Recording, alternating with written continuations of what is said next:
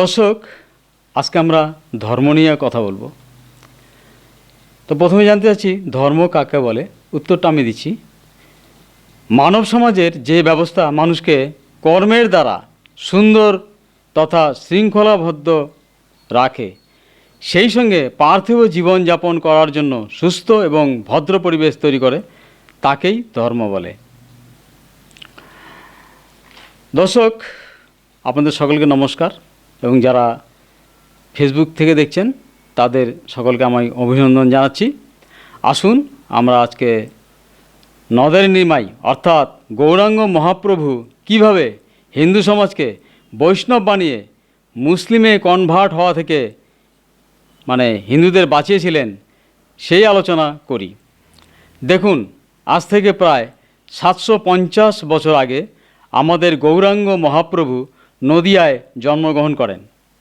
সেই সময় ব্রাহ্মণেরা হিন্দু সমাজকে বিভিন্ন মনগড়া বিধান দিয়ে অতিষ্ঠ করে তুলেছিলেন। তৈরি হয়েছিল অনেক ফল্ট লাইন, অর্থাৎ সামাজিক দুর্বল জায়গা, যেই দুর্বল জায়গায় আঘাত করলে দুনিয়ার অনেক পরিবর্তন ঘটে যেতে পারে। মানুষ ব্রাহ্মণদের হাত থেকে বাঁচতে চাইতো। হিন্দু ব্রাহ্মণদের সেই অত্যাচারের কাহিনীর খবর পৌঁছে যায় আরবে, যেখানে ইসলাম ধর্ম প্রচার পেয়েছে। আরবের ব্যবসায়ীরা ব্যবসা করার জন্য চট্টগ্রাম, আমাদের বাংলার দেশের চট্টগ্রাম অঞ্চলে আসেন। ওই ব্যবসায়ীরাই হিন্দু সমাজের এই অত্যাচারের বিষয়টি লক্ষ্য করেন আর বাংলায় ইসলাম প্রচারের ইচ্ছা প্রকাশ করেন। দুঃখী বাঙালি হিন্দুরাও ইসলাম ধর্মের সহজ সরল পদ্ধতি শুনে হিন্দু ধর্মের উৎপাত থেকে সরে যাওয়ার জন্য উৎসাহিত হয়ে পড়েন।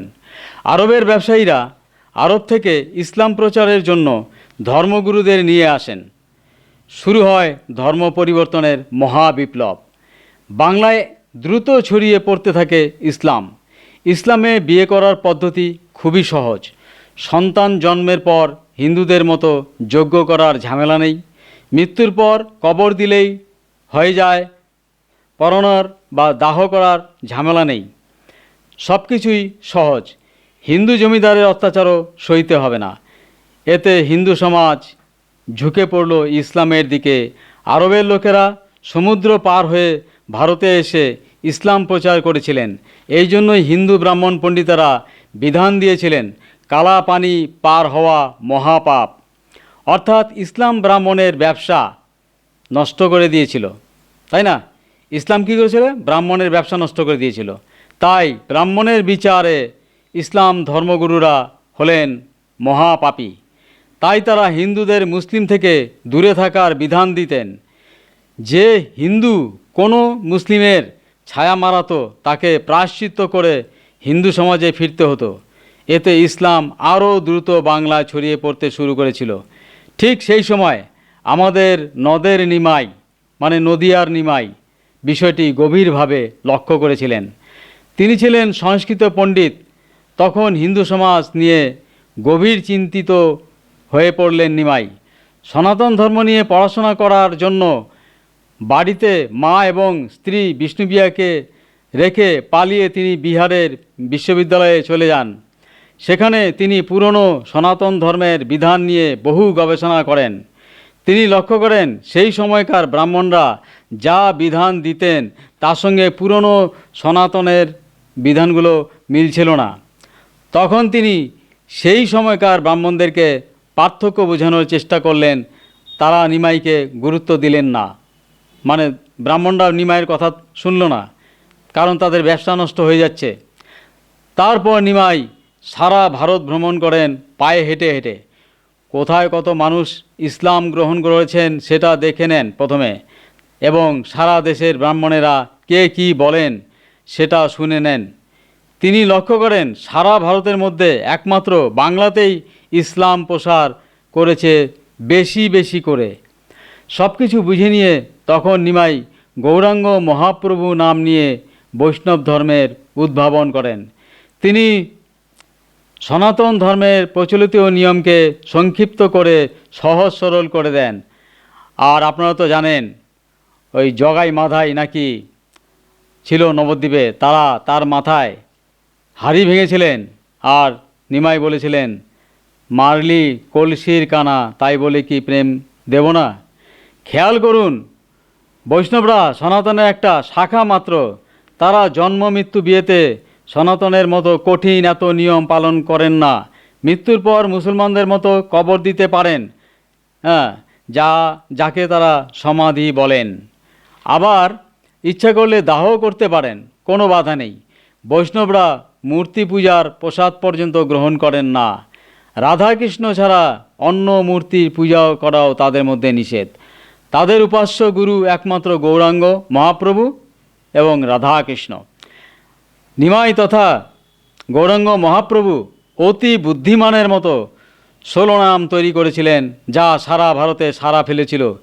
হিন্দু তথা সনাতনীরা কৃষ্ণ বা রামের খুবই ভক্ত। যুগে যুগে জগতের রক্ষাকারী রাজা কৃষ্ণ এবং রামের কথা মুখে মুখে প্রচারিত হয়ে চলেছে, আজও তা দেখা যায়। গৌরাঙ্গ মহাপ্রভু বুদ্ধিমানের মতো মানুষের মন জয় করার জন্য কৃষ্ণ এবং রামের নাম সুন্দরভাবে সাজিয়ে তাতে সুর জুড়ে দিয়ে তালে ফেলে দেন, যেটা আমরা খোল করতাল দিয়ে এখন হরিনাম কীর্তন করি।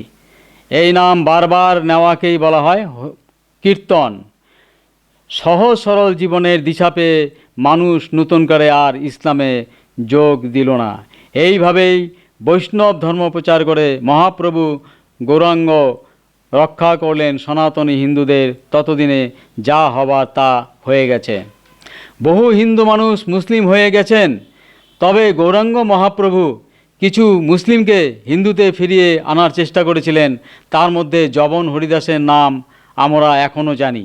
দর্শক, আমি ব্যক্তিগতভাবে সেই সময়কার ধোপানাপিত বন্ধ করার মালিক সনাতনীদের অর্জিত জ্ঞান ভাণ্ডার নিজের কুক্ষিগত করে রাখার ব্রাহ্মণদের জানাই কোটি কোটি ধিক্কার। যাদের সামাজিক অত্যাচারে আজ আমাদের সহজ সরল নিম্ন বর্গের হিন্দুরা মুসলিম হয়ে গেছেন, সেই ব্রাহ্মণদের জানাই কোটি কোটি ধিক্কার। সেই সময় গৌরাঙ্গ মহাপ্রভু সারা বাংলা, ত্রিপুরা, মণিপুর, আসাম, বিহার হয়ে উড়িষ্যায় বৈষ্ণব ধর্ম প্রচারে যান। শোনা যায় পুরীর পাণ্ডারা বৈষ্ণব ধর্মের এই রীতিনীতি পছন্দ করেননি, তাই তারা বৈষ্ণব ধর্মের বিরোধিতা করে গৌরাঙ্গ মহাপ্রভুকে পুরীতেই হত্যা করেন। এইভাবেই আমাদের প্রিয় মহাপ্রভু পৃথিবী থেকে বিদায় নেন। আসুন দর্শক, আমরা আজ গৌরাঙ্গ মহাপ্রভুর তৈরি করা মহানাম সংকীর্তন করি আর তার মাধ্যমেই শ্রদ্ধা জানাই।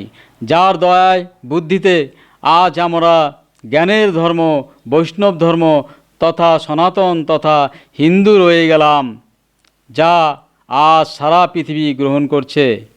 ধন্যবাদ। আসুন কীর্তনটা একটু করি। হরে কৃষ্ণ হরে কৃষ্ণ, কৃষ্ণ কৃষ্ণ হরে হরে, রাম হরে রাম, রাম রাম হরে হরে, কৃষ্ণ হরে কৃষ্ণ, কৃষ্ণ কৃষ্ণ হরে হরে, রাম হরে রাম, রাম রাম হরে হরে, কৃষ্ণ হরে কৃষ্ণ, কৃষ্ণ কৃষ্ণ হরে হরে, রাম হরে রাম, রাম রাম হরে হরে, কৃষ্ণ হরে কৃষ্ণ, কৃষ্ণ কৃষ্ণ হরে হরে, রাম হরে রাম, রাম রাম হরে।